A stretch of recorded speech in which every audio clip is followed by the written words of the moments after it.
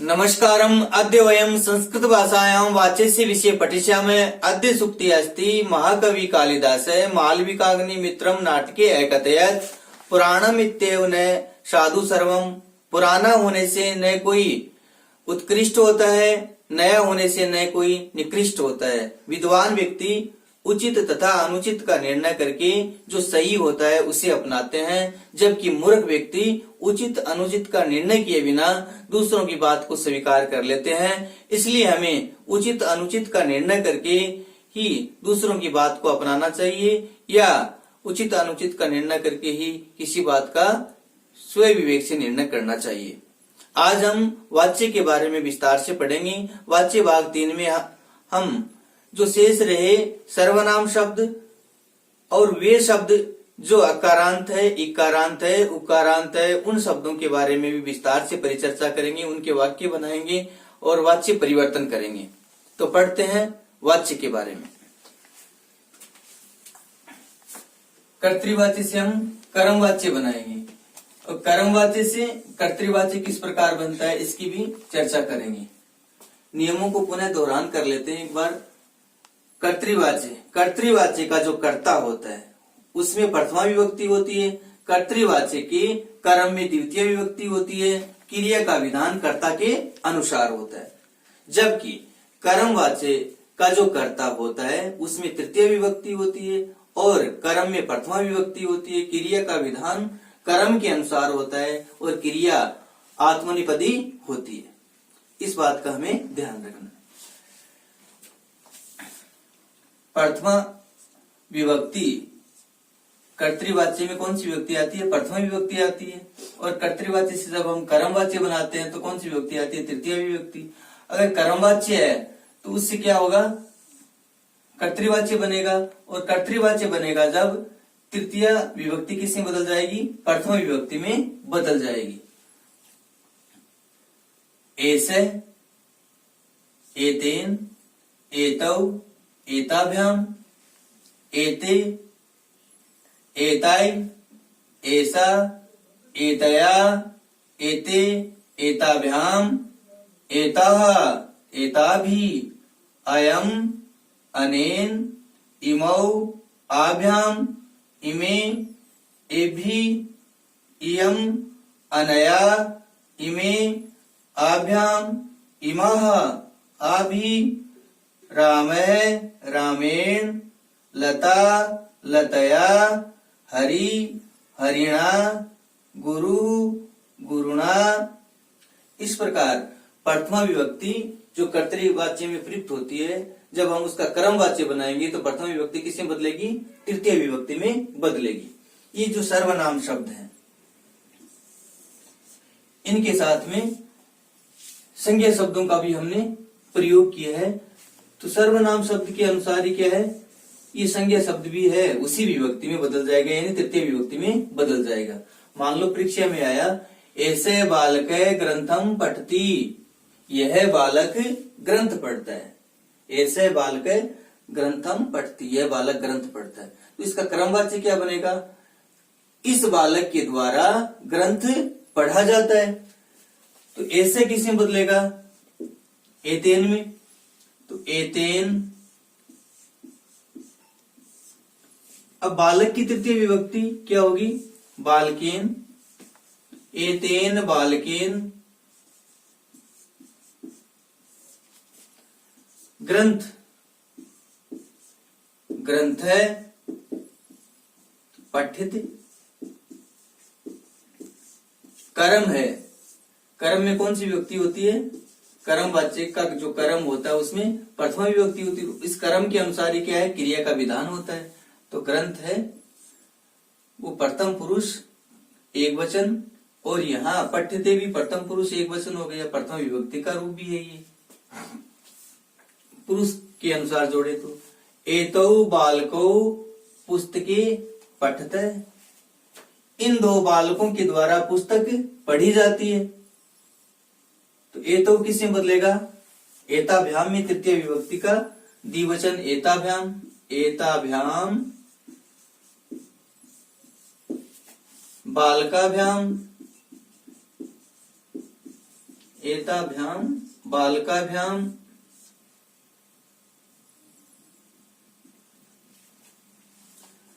पुस्तके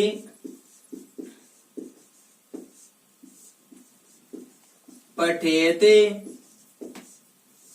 अब यहां हमें ध्यान रखना है, पुस्तक शब्द है वो नपुंसकलिंग है, इसलिए प्रथमा विभक्ति और द्वितीय विभक्ति के रूप क्या होते हैं, समान होते हैं। तो यहाँ जो रूप है वो प्रथमा विभक्ति का द्विवचन है। प्रथम विभक्ति का द्विवचन है तो यहाँ भी क्या आएगा, प्रथम पुरुष का द्विवचन क्या होता है, पठेते होता है। क्रम के अनुसार ये रूप हो गया। एते बालका पुस्तकानि पठन्ति। इन बालकों के द्वारा पुस्तक पढ़ी जाती है। इसका कर्मवाच्य बनेगा तो एते किसी में बदलेगा, एतई में। इन बालकों के द्वारा पुस्तक पढ़ी जाती है तो एताई। बालक की तृतीय विभक्ति बहुवचन बालकाई, एतई बालकाई पुस्तकानि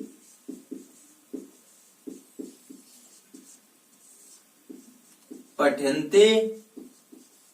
ये बहुवचन रूप हो गया, पुस्तकानि बहुवचन है। इसके बाद में है ऐसा छात्रा क्षेत्रम गच्छति। ये छात्रा खेत जाती है। कर्मवाच्य क्या बनेगा, इस छात्रा के द्वारा खेत जाया जाता है। ऐसा किसे बदलेगा, एतया में। एतया छात्रया क्षेत्रम गम्यते। इस छात्रा के द्वारा खेत जाया जाता है। क्षेत्रम नपुंसकलिंग है, इसलिए प्रथमा विभक्ति और द्वितीय विभक्ति का जो रूप होता है वो समान होता है। यहाँ तो कौन सी विभक्ति है क्षेत्रम में, द्वितीय है, एक वचन। और यहाँ कौन सा हो गया, कर्मवाच्य में प्रथमा का एक वचन हो गया। ये ध्यान रखना। एते छात्रे क्षेत्रम गच्छतः। ये दो छात्राएं खेत जाती हैं। कर्मवाच्य क्या बनेगा, इन दो छात्राओं के द्वारा खेत जाया जाता है। एते किसे बदलेगा, एताभ्याम में। एताभ्याम छात्राभ्याम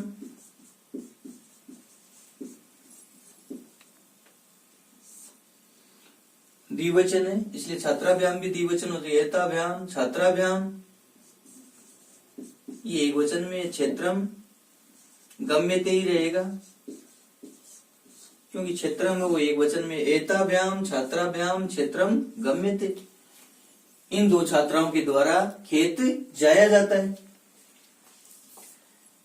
फिर है एताः छात्राः क्षेत्राणि गच्छन्ति। ये सभी छात्राएं खेत जाती हैं। कर्मवाच्य क्या बनेगा, इन सभी छात्राओं के द्वारा खेत जाया जाता है। तो खेत यहाँ बहुवचन, खेत जाए जाते हैं तो खेत जाया जाता है। ये एताभि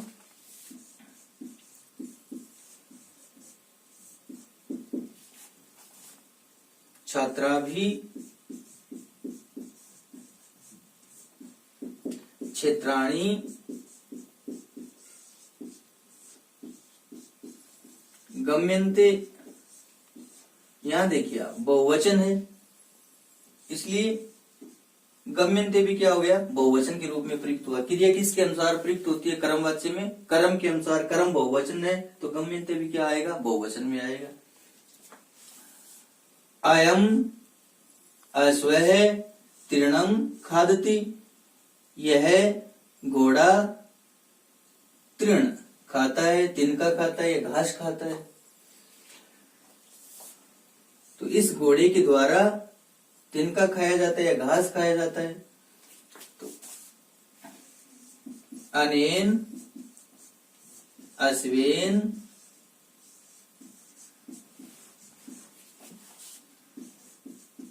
तृणम खाते थे। अनेन यानी इस घोड़े के द्वारा तिनका खाया जाता है। तो ये नपुंसकलिंग है, इसलिए इसका रूप प्रथम विभक्ति में और द्वितीय विभक्ति में समान होता है। आभ्याम यानी इमौ बालकौ आपणम गच्छते। इमौ बालकौ ये दो बालक दुकान जाते हैं। आपणम का दुकान भी होता है, बाजार भी होता है। ये दो बालक बाजार जाते हैं। किसमें बदल जाएगा? तृतीय विभक्ति में, तो आभ्याम हो जाएगा। आभ्याम बालक, बालका भ्याम तृतीय विभक्ति का द्विवचन है। आभ्याम बालकाभ्याम, आपण है पुल्लिंग है, गम्यते पुल्लिंग का एक वचन है, इसलिए गम्यते आएगा। इन दो बालकों के द्वारा बाजार जाया जाता है, दुकान जाया जाता है। इमे बालका आपणम गच्छन्ति। इमे बहुवचन के रूप में है। ये सब बालक बाजार जाते हैं, ये सब बालक दुकान जाते हैं। इमे किसे बदलेगा? ए भी में। ए भी बालकई तृतीय विभक्ति बहुवचन रामई अकारांत पुल्लिंग है। यहाँ ए भी है, ये ध्यान रखना, थोड़ा भिन्न है, जबकि सभी में क्या चल रहा था? समान चल रहा था। ए भी बालकई आपणे गम्यते। इन बालकों के द्वारा बाजार जाया जाता है। इयम बालिका फलम खादती। यह बालिका फल खाती है। कर्मवाच्य क्या बनेगा? इस बालिका के द्वारा फल खाया जाता है। इयम किसे बदलेगा? स्त्रीलिंग है। अनया, अनया बालिका की तृतीय विभक्ति एक वचन। बालिकया लतया रमया बालिकया फलम खाद्यते। यहाँ फलम जो है वो नपुंसकलिंग है, इसलिए एक वचन और द्विवचन यानी प्रथम विभक्ति और द्वितीय विभक्ति का एक वचन और द्विवचन क्या होता है? समान होता है, और बहुवचन भी समान होता है। तो यहाँ एक वचन है प्रथम विभक्ति का, और यहाँ प्रथम विभक्ति का कौन सा वचन है? यहाँ द्वितीय विभक्ति का एक वचन है। फलम फलम, यहाँ एक वचन प्रथम विभक्ति का, और यहाँ द्वितीय विभक्ति का एक वचन है। इमे बालिके फले खादता है। ये बालिकाएं फल खाती हैं। तो ये दो फल हैं। इमे द्विवचन में इमे, ये दो बालिकाएं दो फल खाती हैं। इमे किसे बदल जाएगा? तृतीय विभक्ति का द्विवचन क्या होगा? आभ्याम हो जाएगा। आभ्याम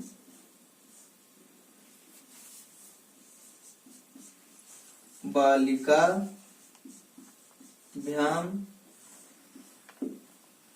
इन दो बालिकाओं के द्वारा दो फल खाए जाते हैं। तो फले फले ही रहेगा। फले खाद्यते, खाद्यते ये द्विवचन। भिन्नता हुई, एक वचन खाद्यते और द्विवचन है खाद्यते। क्रिया का विधान कर्म के अनुसार होता है कर्मवाच्य में। इमाह बालिका फलानि खादन्ति। ये बालिकाएं फल खाती हैं। कर्मवाच्य क्या बनेगा? इन बालिकाओं के द्वारा फल खाया जाता है। तो इमा किसे बदलेगा? आभि में। आभि यहां क्या होगा? बालिका तृतीय विभक्ति बहुवचन, बालिका भी बहुवचन है। फलानी, तो फलानी रहेगा। नपुंसकलिंग रूप में परिवर्तन होता नहीं है। आ भी बालिका भी फलानी खाद्यन्ते, ये खाद्यन्ते। यहां देखिए ये अच्छा उदाहरण, एक वचन, द्विवचन, बहुवचन कर्म है, तो कर्म एक वचन में खाद्यते, द्विवचन में खाद्येते, बहुवचन में खाद्यन्ते। ये तो जो थे वो सर्वनाम शब्द थे। यहां हम राम शब्द जो अकारांत पुल्लिंग रूप है उसका वाच्य परिवर्तन करेंगे। राम है, गीताम पढ़ती, राम गीता पढ़ता है। वाच्य परिवर्तन क्या होगा? राम के द्वारा गीता पढ़ी जाती है, तो राम की तृतीय विभक्ति क्या होगी? रामेण। रामेण गीता पठ्यते। यहां गीता है वो आकारांत है, द्वितीय विभक्ति का एक वचन है। कर्मवाच्य बनाएंगे तो कर्म में प्रथम विभक्ति एक वचन क्या होता है? गीता। विसर्ग भी नहीं लगता है, ये ध्यान रखना। विसर्ग लगते बहुवचन में हो जाएगा। जैसे लता लते लताः, रमा रमे रमाः, गीता गीते गीताः। लता संस्कृत वदती, लता संस्कृतम वदती, लता संस्कृत बोलती है। लता की तृतीय विभक्ति क्या हो जाएगी? लताया, यानी लता के द्वारा संस्कृत बोली जाती है। संस्कृत शब्द कुछ विद्वान इसको नपुंसकलिंग के रूप में प्रयुक्त करते हैं, तो नपुंसकलिंग में मानेंगे तब तो ये ऐसा कैसा रह जाएगा? लताया संस्कृतम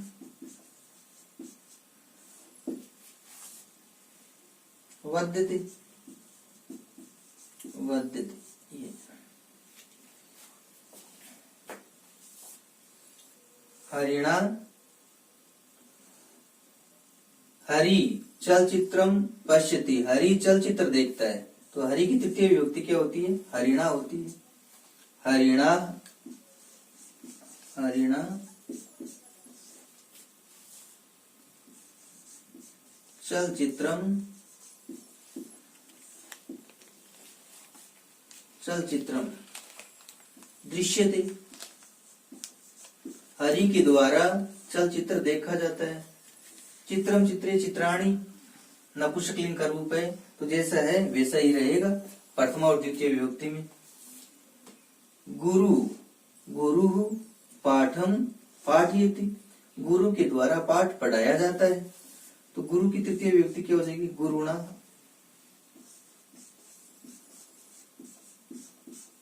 गुरुणा पाठ है, पुल्लिंग है, एक वचन में क्या हो जाएगा? पाठ है। पाठयते, गुरु के द्वारा पाठ पढ़ाया जाता है। यहाँ गुरु शब्द को ध्यान से देखना है। तृतीय विभक्ति, रू बड़ा भी आ सकता है, पता नहीं चलता है, ये अशुद्ध है। गुरुणा, ये रू छोटा है, जहां गांठ नहीं लगती, तो इस बात का हमें पूरा ध्यान रखना है। अगर ये भी आ गया, ये भी आ गया, तब हमें रू छोटा है, ह्रस्व है, उसी को शुद्ध मानना है तृतीय विभक्ति की एक वचन में। इसी प्रकार प्रथम विभक्ति का एक वचन में इसी रूप में प्रयुक्त होते हैं।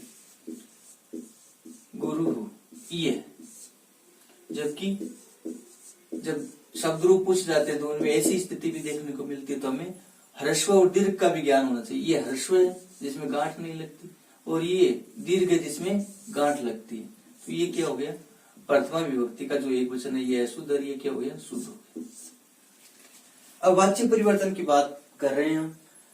अगर कर्तृवाच्य आता है तो हम कर्मवाच्य इस प्रकार बनाएंगे। अगर कर्मवाच्य आ गया, मान लो एतेन बालकेन ग्रंथः पठ्यते, तब हम जो ये है सर्वनाम शब्द और ये जो संज्ञा शब्द है, इन दोनों को किसी में बदलेंगे? ये कर्ता है, प्रथमा विभक्ति में बदलेंगे। प्रथमा विभक्ति में ये हो जाएगा ऐसे बालक है। ग्रंथ है वो क्या है? प्रथमा विभक्ति में है, तो यहाँ कर्तृवाच्य में कर्म किस में प्रयुक्त होता है? द्वितीय विभक्ति में, तो ये द्वितीय विभक्ति में आ जाएगा।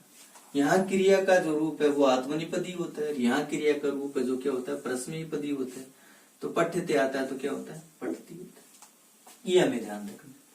तो कर्तृवाच्य से हम कर्मवाच्य बनाएंगे तब तो हमें प्रथमा विभक्ति को तृतीय विभक्ति में, और कर्मवाच्य से कर्तृवाच्य बनाएंगे तो तृतीय विभक्ति को किससे बदलना है प्रथमा विभक्ति में।